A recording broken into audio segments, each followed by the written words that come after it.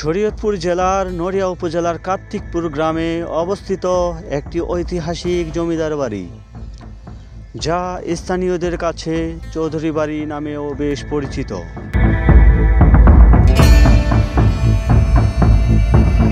আমরা আছি এখন নড়িয়া উপজেলার নড়িয়া পৌর বাজারের পূর্ব মাথায় অটো স্ট্যান্ড।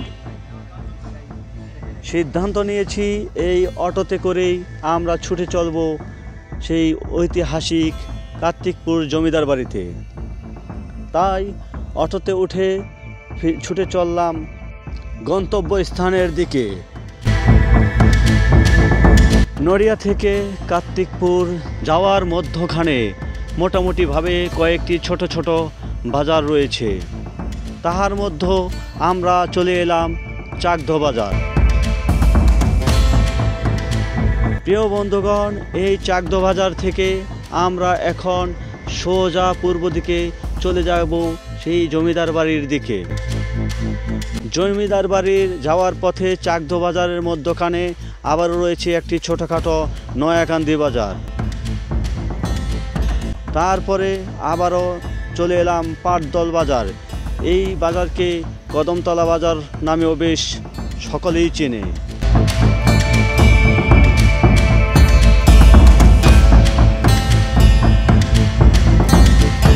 আশেপাশের দৃশ্যগুলো দেখতে দেখতে এগিয়ে যাচ্ছি আমরা জমিদার বাড়ির দিকে। যাওয়ার পথে আরেকটি বাজার দেখলাম, যেটাকে বলা হয় পণ্ডিত সার বাজার।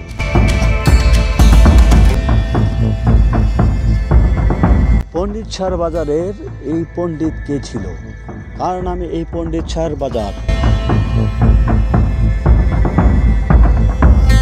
বন্ধুগণ, দেখতে পাচ্ছেন আমরা খুব দ্রুত গতিতে চলে এসেছি পণ্ডিত সার উচ্চ বিদ্যালয়ের সামনে। পণ্ডিত সার উচ্চ বিদ্যালয়ের এই পথ ধরেই চলে যাব সেই কার্তিকপুর জমিদার বাড়ির দিকে। খোলামেলা রাস্তা, যেতে খুব ভালোই লাগছে। আমরা এখন চলে এসেছি আব্দুল পাগলের মোড়, যেই মোড়কে সকলে চিনে থাকেন পাগলার মোড় হিসেবে। এখান থেকে আমরা ডান দিকে রাস্তায় চলে যাব।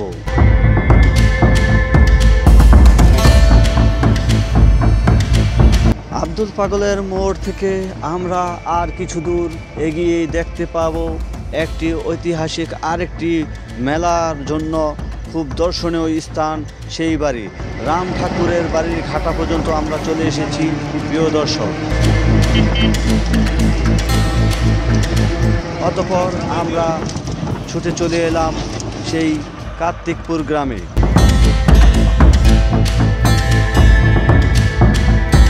কার্তিকপুর সরকারি প্রাথমিক বিদ্যালয়ের কাছে এসেই অটো থেকে নেমে গেলাম। চারিদিকে একটু তাকিয়ে আস্তে আস্তে চলে যাব সেই ঐতিহাসিক জমিদার বাড়ির দিকে। প্রিয় দর্শক, এই কার্তিকপুর সরকারি প্রাথমিক বিদ্যালয় হইতে জমিদার বাড়িটি প্রায় ৮০ মিটারের দূরত্ব।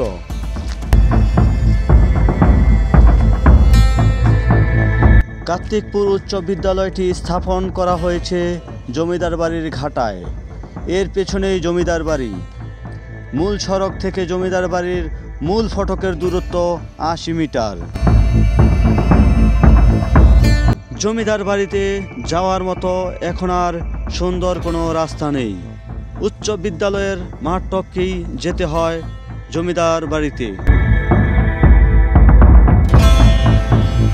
আসসালামু আলাইকুম প্রিয় দর্শক, সকলে কেমন আছেন?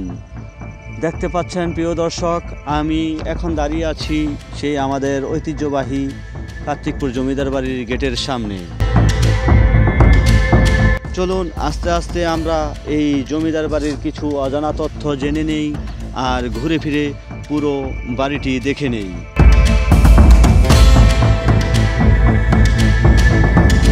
জমিদার বাড়ির মেইন গেট দিয়ে ঢুকতেই বাম পাশে চোখে পড়ল এক সুন্দর একটি মসজিদ। যদিও আকারে বেশ ছোট মসজিদটি, কিন্তু দেখে মন ভরে গেল। আশেপাশে ঘুরে দেখতেই চোখ পড়ল পুরাতন ধসে যাওয়া ভবনের দেয়ালের দিকে। একটু প্রথমেই দেখে নিলাম। সত্যি বাহির থেকেই দেখতে খুব ভয়ানক মনে হচ্ছে।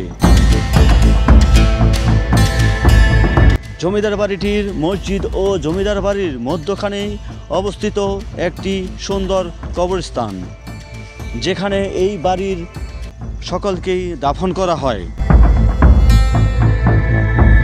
ঘুরে ঘুরে দেখতে দেখতে আমরা চলে এলাম কার্তিকপুর জমিদার বাড়ির নিচে। খুব সুন্দর নকশি করা কারুকার্যময় একটি বাড়ি এখনও দাঁড়িয়ে আছে, শত শত বছরের সেই পুরানো বাড়িটি। আনুমানিক 200 বছর পূর্বে এই জমিদার বাড়ি সূচনা বলে ধারণা করা হয়। বর্তমানে জমিদার বাড়িতে সুন্দর ও কারুকার্যময় একটি দ্বিতল বিশিষ্ট পরিত্যক্ত ভবন রয়েছে। জমিদার বাড়িতে এসেই দেখতে পেলাম এই পুরনো পরিত্যক্ত ভবনটিকে পুনরায় আবার সংস্কার করা হচ্ছে। জমিদার বাড়ির মূল ফটকটি আজও যেন কালের সাক্ষী হয়ে দাঁড়িয়ে আছে। 400 বছরের পুরনো 2 তলার বাড়িটি দেখেই যে কারো প্রাণ জুড়াবে। প্রাসাদের পিছনের অংশে দেখা গেল ছাদের অতিরিক্ত সিলিংয়ে ঝুলছে অসংখ্য কবুতর ও পশু পাখির বাসা। খড়কুটোতে ছড়িয়ে আছে মাটিতে ভবনটি ধসে পড়ায় আশঙ্কা লোহার পাত দিয়ে সাপোর্ট দেওয়া হয়েছে। কেদার রায়ের চতুর্থ ও শেষ যুদ্ধের 9ম দিবসে কেদার রায় আহত অবস্থায় মোগলদের কাছে বন্দী হন এবং পরবর্তীতে তিনি মৃত্যুবরণ করেন। বিক্রমপুরের স্বাধীনতা অক্ষুণ্ণ রাখতে কেদার রায়ের স্ত্রী মহারানীর নেতৃত্বে যুদ্ধ অব্যাহত রাখেন রঘুনন্দন রায়, শেখ কালু ও কালিদাস ঢালির বাহিনী। এক সময় মানসিংহ মোগল আনুগত্যের শর্ত দিয়ে চুক্তিপত্রের প্রস্তাব দিলে মহারানী তা গ্রহণ করে নেন। যতদিন কেদার মহিষী বেঁচে ছিলেন তিনি সমগ্র বিক্রমপুরের জমিদারির দেখভাল করতেন। তার মৃত্যুর পরে কেদার বাহিনীর সেনাপতিদের মাঝে বিক্রমপুর অঞ্চল ভাগ করে দেওয়া হয়। প্রিয় দর্শক, জমিদারের বাড়ির পেছনেই রয়েছে একটি শান বাঁধানো পুকুর ঘাট। দেখতে পাচ্ছেন আমরা সেই শান বাঁধানো পুকুর ঘাটের কাছে দাঁড়িয়ে আশেপাশের দৃশ্যগুলো দেখতে পাচ্ছি। বিক্রমপুরের জমিদারি দেয়া হয় রঘুনন্দন রায় চৌধুরীকে, কমল রোশন ও শেখ কালুকে দেওয়া হয় কার্তিকপুরের জমিদারি। কার্তিকপুরের নামকরণ হলো কিভাবে এখন আমরা তা জেনে নেব। এক সূত্রে জানা যায় এই অঞ্চলের প্রাচীন নাম ছিল ভাটিতা। ভাটি এলাকা হতে ভাটিতা নামের উৎপত্তি হয়। 5ম শতক পর্যন্ত এই এলাকার নাম ছিল ভাটিতা। পরবর্তীতে লক্ষণ সেনের পৌত্র কার্তিক সেনের নামানুসারে এটি কার্তিকপুর নামে পরিচিত হয়। ইখতিয়ার উদ্দিন বখতিয়ার খিলজির বঙ্গ বিজয়ের পর কার্তিক সেনের এখানে আশ্রয় নিয়েছিলেন। প্রবাদ আছে, রাম ও ভদ্র নামে কার্তিক সেনের 2 ছেলে ছিল। তাদের নামানুসারে এলাকাটির গুরুত্বপূর্ণ অংশের নাম রামভদ্রপুর রাখা হয়, যা বর্তমানে রামভদ্রপুর ইউনিয়ন হিসেবে ভেদেরগঞ্জ উপজেলায় আওতাধীন রয়েছে। আর কার্তিকপুর গ্রামের কিয়দংশ এই চৌধুরী বাড়ি রয়েছে ডিঙ্গামানিক ইউনিয়নের আওতায় নড়িয়া উপজেলায়। প্রিয় দর্শক, এখন আমরা ঢুকে দেখব এই কার্তিকপুর জমিদার বাড়ির ভেতরের কিছু অংশ।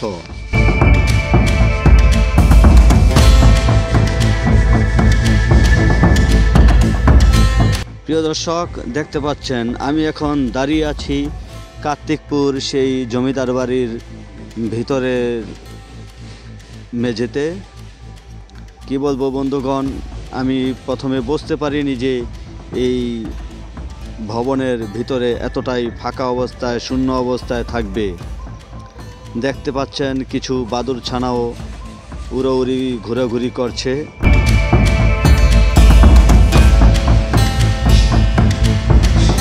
কালের বিবর্তনে হারিয়ে গেছে সকল কিছু, ধ্বংস হয়ে যাচ্ছে স্থাপনাগুলো।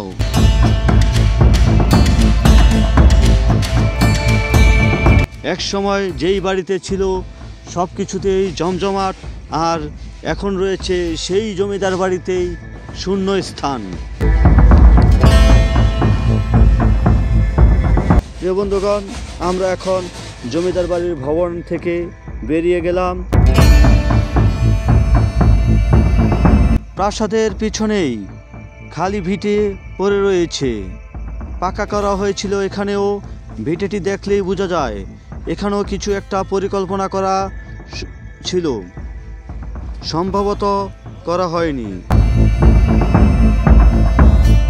পেছনের অংশে মাকড়সায় ভরে গিয়েছে ভবনগুলো।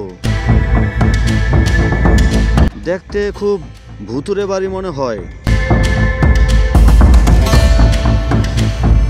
আমরা ধীরে ধীরে দেখতে দেখতে এখন চলে যাব বাড়ির বাইরের দিকে। প্রিয় দর্শক, আমরা পুনরায় বাড়ির সামনে থেকে বাড়িটি আবার দেখে নিলাম। হয়তো আবার কোনো দিন ঘুরতে আসব, দেখতে আসব এই পরিত্যক্ত জমিদার বাড়িটি।